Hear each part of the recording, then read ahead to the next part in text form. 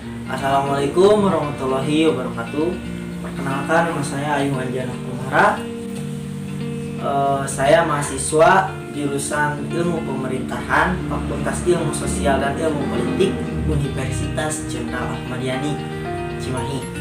Di sini saya akan sedikit menjelaskan tentang kurangnya peningkatan SDM di Kabupaten Cianjur dalam bidang pelayanan publik.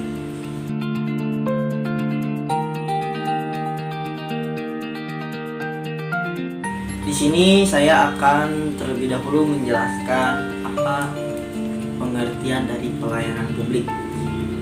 Menurut Keputusan Menteri Pendayagunaan Aparatur Negara No. 63 M.PAN nomor 7 2003, pelayanan publik adalah segala kegiatan pelayanan yang dilaksanakan oleh penyelenggara pelayanan publik sebagai upaya pemenuhan kebutuhan penerima pelayanan maupun pelaksana kebutuhan peraturan perundang-undangan.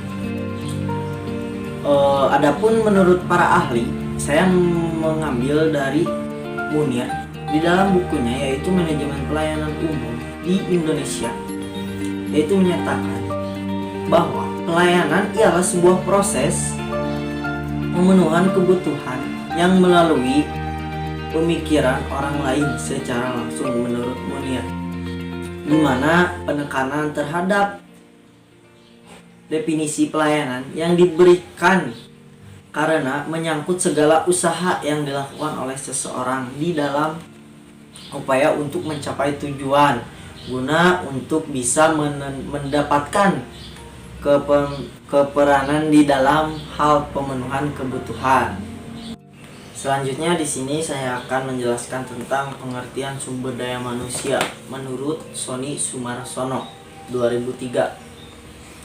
Sumber daya manusia merupakan suatu usaha, kerja atau jasa yang memang diberikan dengan tujuan dalam melakukan proses produksi.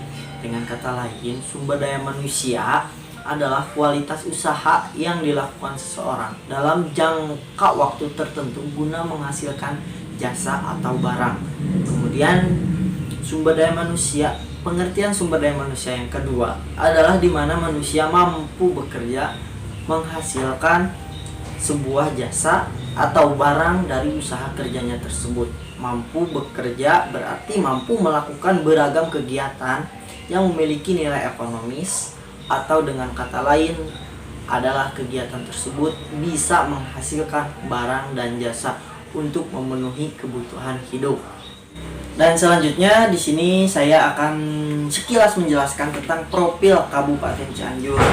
Kabupaten Cianjur terletak di Provinsi Jawa Barat yang memiliki 32 kecamatan.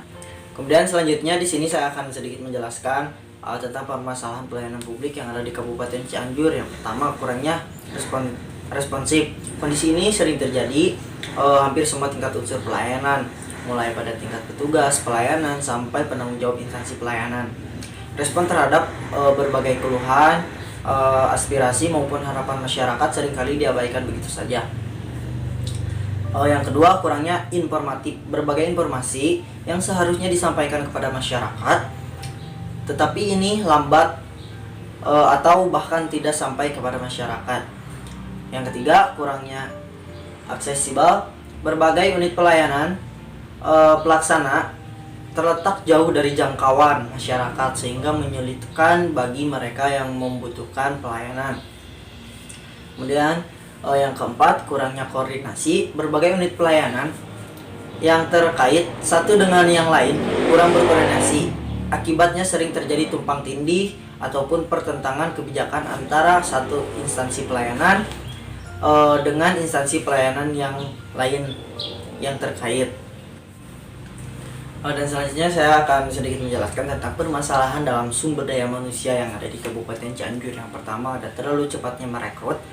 Ketika ada sebuah posisi yang kosong di sebuah instansi pemerintahan, karena banyaknya karyawan yang keluar, oleh karenanya akan dilakukan pengrekrutan dengan segera agar instansi pemerintahan berjalan dengan lancar.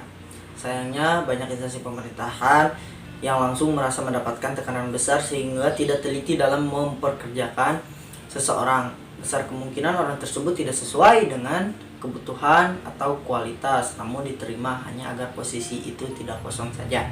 Kemudian yang kedua, ada tidak mengalokasikan sumber daya yang cukup untuk pelatihan. Setiap pelatihan membutuhkan waktu dan uang. Banyak perusahaan kecil ataupun instansi pemerintahan yang membutuhkan kesalahan besar karena gagal melatih karyawan dengan benar. Kegagalan untuk melatih dan benar dapat menyebabkan instansi pemerintahan membuat karyawan tidak merasa tidak siap dengan memberikan keuangan ke perusahaan. Kemudian yang ketiga, gagal mengatasi masalah kinerja.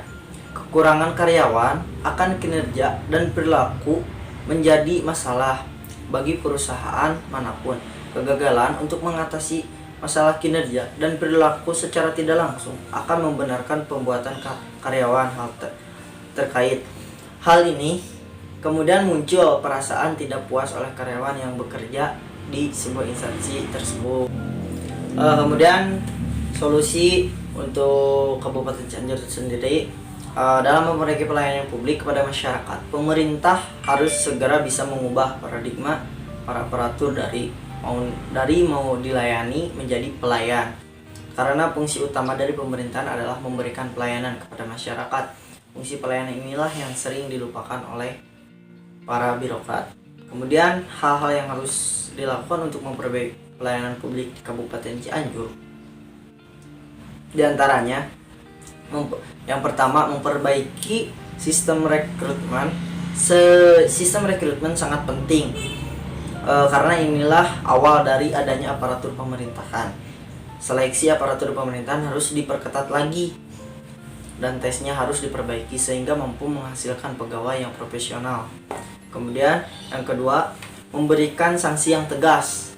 Dalam proses pelayanan seringkali petugas tidak melakukan apa yang sudah diatur dalam aturan sehingga masyarakat tidak mendapatkan kepuasan. Petugas yang sering melanggar harus diberikan sanksi yang tegas. Kalau perlu dipecat saja. Dengan diberikan sanksi yang tegas. Sanksi yang tegas ini diharapkan para aparatur pemerintah tidak berani melakukan tindakan yang melanggar aturan. Kemudian mempermudah proses pembuatan pelayanan yang dilakukan yang bisa dikatakan oleh masyarakat berbelit-belit sering mengundang untuk terjadinya pungli.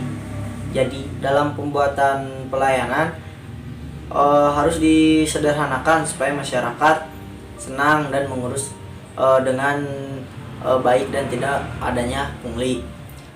Mungkin sekian yang bisa saya sampaikan. Itulah permasalahan yang ada di Kabupaten Cianjur dalam kurangnya peningkatan sumber daya manusia di dalam bidang pelayanan publik. Wabillahi taufiq wal hidayah. Wassalamualaikum warahmatullahi wabarakatuh.